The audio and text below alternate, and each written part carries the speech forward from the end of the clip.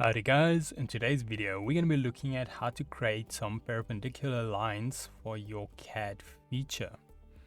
And this will be for FabriCAM software. But before that, let's have a quick intro first.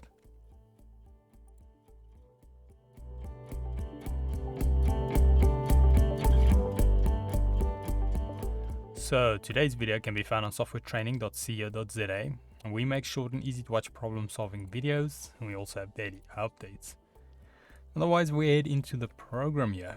So now in the previous two videos, we looked at making guides for the horizontal and vertical areas. Now we're going to look at how to make ones perpendicular to a actual line or something on that line.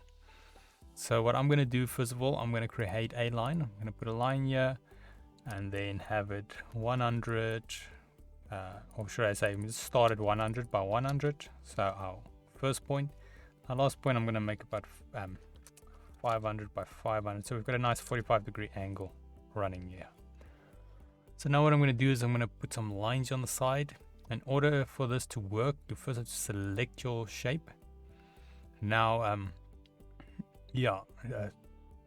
I mostly only get it working with lines. So if you come right otherwise, just let me know. Otherwise, then we want to go to the section and select the guide for the perpendicular.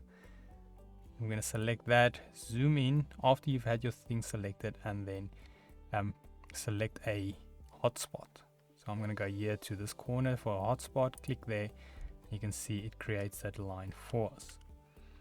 Now you can do the same with the bottom, so I'm going to do the same thing, select it, go back to the tool, zoom in on the bottom, and then select that point. And there we go, we've got our two lines that's perpendicular to the actual line we've added in.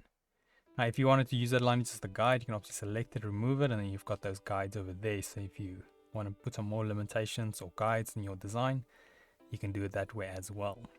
But otherwise, that is it on the perpendicular line or guideline.